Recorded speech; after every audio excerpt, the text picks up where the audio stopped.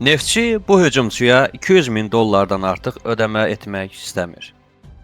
Öncədən qeyd edək ki, buraxılışımızı zövqlü insanların seçimi, bir Azərbaycan brendi olan Yara Tekstilin sponsorluğu ilə baxırsınız.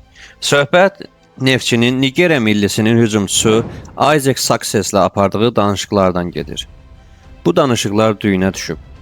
Bakı təmsilçisi ön xəttdəki problemi onunla yoluna qoymaq fikrində olsa da, hazırda azad agent statusu daşıyan 29 yaşlı Afrikalı maliyyə tələblərini aşağı salmaq istəmir.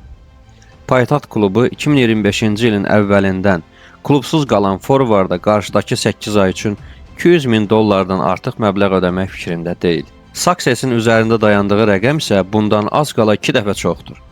Həftələrdir davam edən görüşmələr bu yüzdən artıq dayandırılıb. O, sonuncu dəfə Birləşmiş Ərəb Əmirliklərində Əl-Vəsl komandasının formasını geyinib. Sportinfo Azda idmanın hər anını sizinlə bölüşməyə davam edəcəyik. Kanala abunə olmağı və fikirlərinizi bizimlə bölüşməyi unutmayın. Növbəti buraxılışlarda görüşənədək.